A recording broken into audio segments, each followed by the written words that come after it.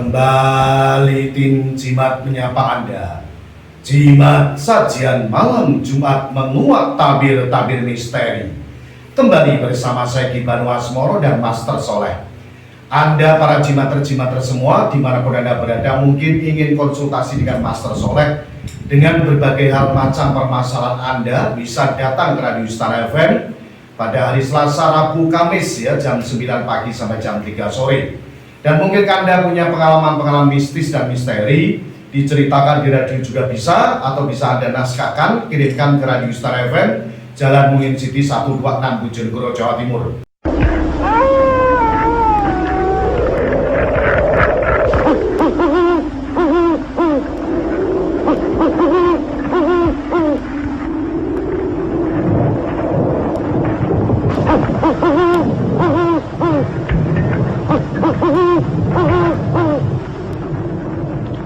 Kembali tim Jimat punya cerita. Cerita ini dikirimkan oleh Wardi di Desa Ngumpak Dalem, Dander, Bojonegoro dengan judul Pasar Gaib.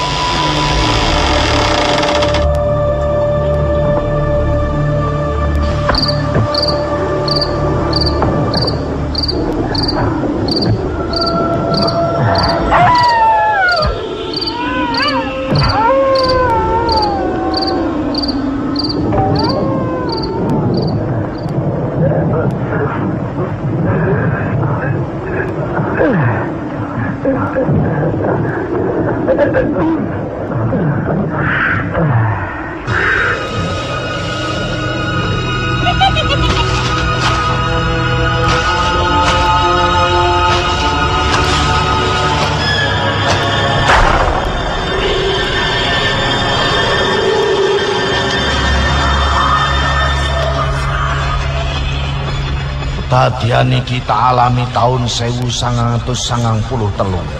Sebut ai jenengku Mardi lan bojoku Marpuah. Wulan Januari ku pancen wayahe udan-udanan lan lagi wayahe aku duweni anak sing lagi mentas umur 4 ulan. Omahku ing Desa Ngumpak Dalem, Kecamatan Dander, Bojonegoro. Dadi wong ora duwe pancen susah. Pegaweanku mung buruh, ya buruh tani, ya buruh li, kadang ya nyuk keong, besusul, walang, pokok sing penting kanggoku iso gawe tuku beras. Dina Rebo awan aku disambati bojoku.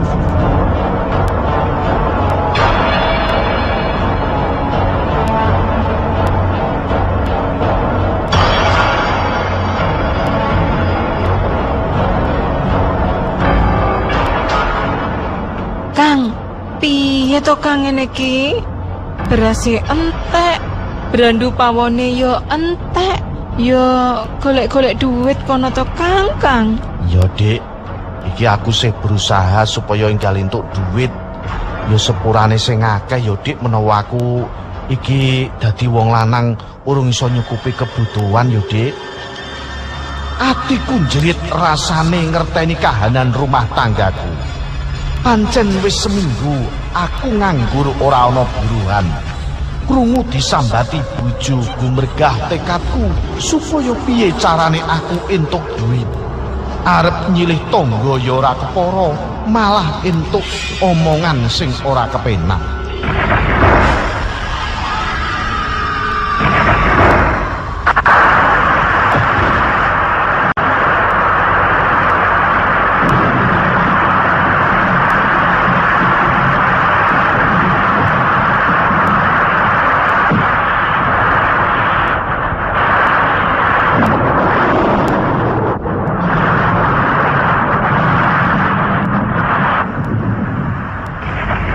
Kira-kira jam 4 sore mendung peteng udane teko deres. Bledeke saut-sautan nambahi rasa ati iki ra karu-karuan. Krungu anak nangis, bojo sambat nganti magrib aku lungguh ing lincah dingklik bali omah. Bentar ya. Oh iya ya.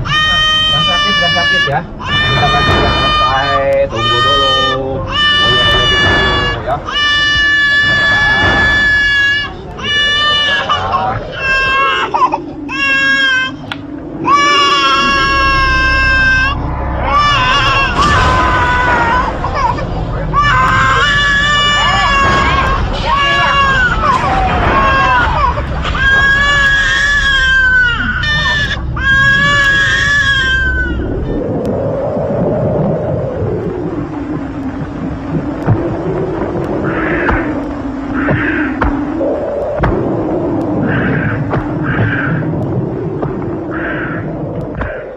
genteng sing padha bolong neteske trocoan ing sirahku. Langsung ae aku ngadeg njupuk capil arit kepis langsung arep budal nyuluh. Menawa entuk welut apa walang apa besusul, asile didol iso gawe tuku beras. Dik, aku pamit arep nyuluh ning sawah Grayut Kedungrejo ya, Dik. Kang, lah terus koncone sampean sapa? Dewe, Dik, mengko teko sawah lak ketemu Pak Jaslan karo bolo-bolo. Yo wis Kang, sing hati-hati wae. Aja dalu-dalu mulih lho Kang. Ya, Dik.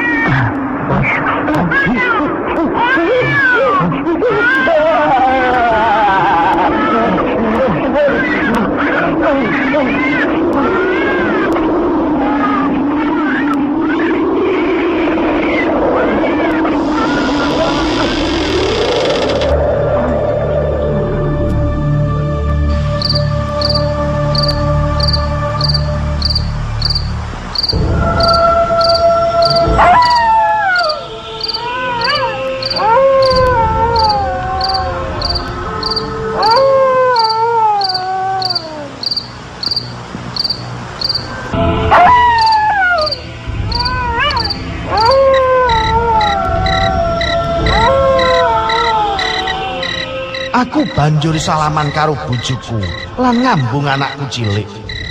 Bar tak ambung lah kok anakku kiyer nangis. Bentar ya. Oh iya ya, nggak sakit ya. Sebentar lagi juga selesai. Tunggu dulu. Tunggu dulu ya. Bentar ya. Ini cepet ya. Bingung aku, budal apa ora? Nek budal engko anakku nangis, nek ra budal mengko mangan apa? Ndang budal Kang, iki anakmu tak susonane. Wis meneng ini lho.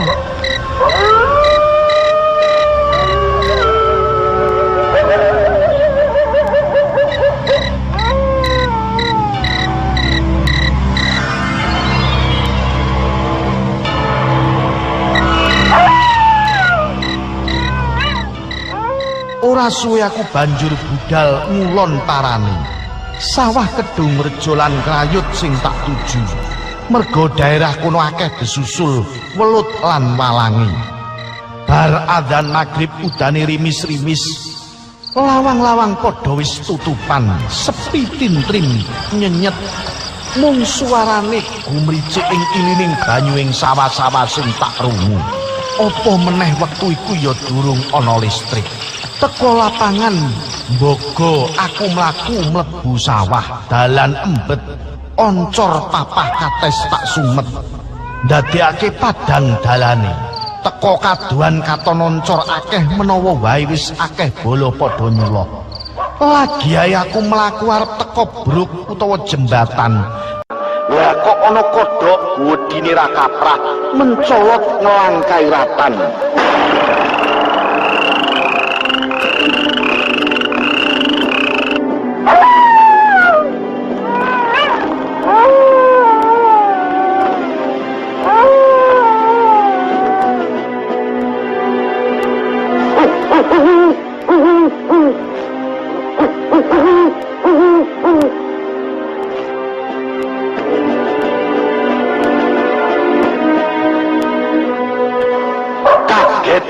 Karuan kodhok apa iku mau pikirku mangkono. Ratak gagas aku banjur mlaku teko reloku. Dilalah ning kono aku dikagetno weden sawah. Lah kok weden sawah iku iso obah. Jebule wong tuwa jenggote dawa. Tak pikir ya wong sing duwe sawah. Tunggu sawah, Mbah. Iya le. Karo golek yuyu iki lho kena gawe lawuh mangan. Arep nyuluhnya ngendi awakmu le? Kidul kono, Mbah, pasar Kawak. Yang Yesus kidul kuwi lho. Oh, hati-hati lho le. Nek nyuluh ning kono sok-sok ki bingungno wong lho. Iya, Mbah. Suwun Mbah aku mlaku dhisik ya. Tanpa babibu aku mlaku metu sawah. Lagi ae 100 meter aku mlaku. Noleh mengguri lapak wong tuwa mau ora ono. Mbuh ning ndi parane.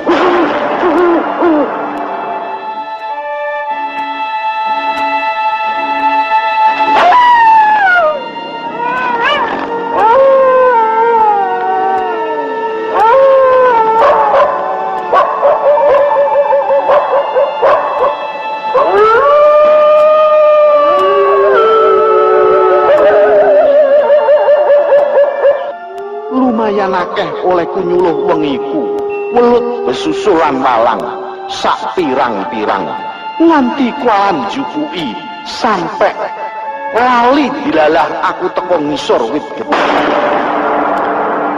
Tekon kono dikagetke ngisor wit ana wong wadon riap-riap rambuté nggawa payung. Sikilku abot tak nggo mlaku, lambeku abot tak gawe ngomong.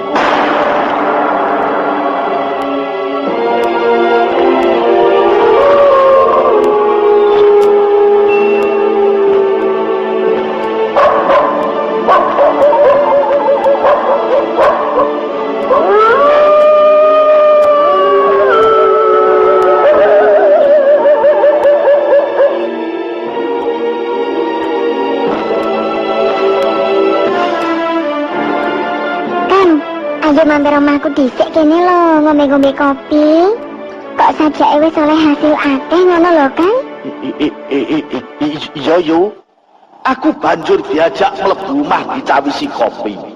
Omahe sintru banget, serem lan medeni. Sepi nyenyet. Lah dalah bar ngombe kopi sak liran aku kok ngantuk. Melek biar kok wis katon nek omah gedhong, padang jinglang.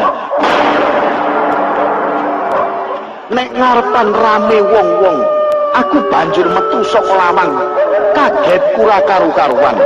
Jebul aku ning tengah-tengahing pasar gedhi. Akeh sing padha dodolan lan padha tuku tinuku.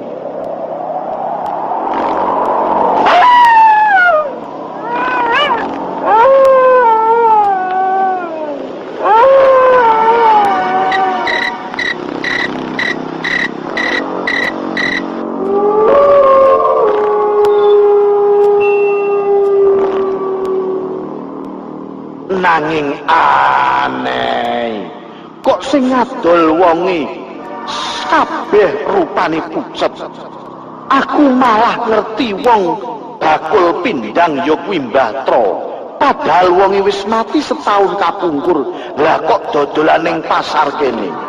Tak ucek-ucek mripatku menawa iki mung ngimpi. Nanging kok nyoto kedadian iki. Durung mari anggonku gumun pundakku ditepuk wong wadon teko mburi. Kaget kura kaprah. Kang, mengko nek arep mulih, kae buntelan kresek gawe ya, Kang. Aku tak dodolan dhisik. Ayo, suwun paringane.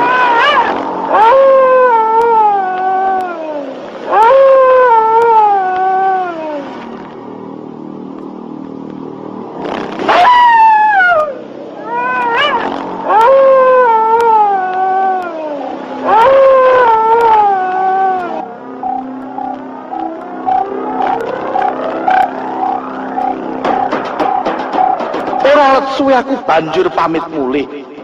Seneng campur bunga, atiku wis entuk asil akeh. Isih entuk gawan sak kresek. Durung nganti suwe aku ninggalke pasar aku kesandung banjur tiba. Makpet lah kok tangi peteng dedet ora ana apa-apa. Anane mung bumbul pinggir desa. Kaget kura karu-karuan. Aku banjur melayu sak kuat-kuatku. Teko dalan bogo aku penasaran. Buntelan kresek banjur tak buka. Lah kok isine endase wong wadon mau. Aku wis banjur lailing apa-apa.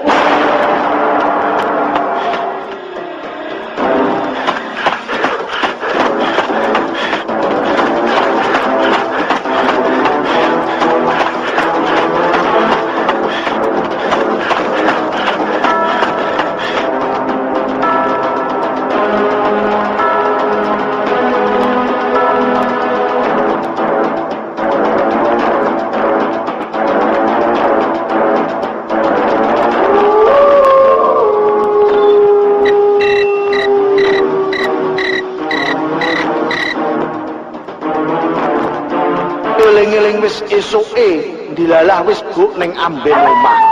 Jare bojoku aku semaput terus diterne wong-wong ning omah. Banjur bojoku tak critani kedadian dek bengi. Jerene Mbah Din, wong wedok sing nemoni aku mau bengi wong sing tau keplindes kloko ngantek tugel sirahe. Ngerti cerita kuwi ogel meneh awakku. Iki cerita saka aku Mardi ngumpak dalem bersama tim Jimat.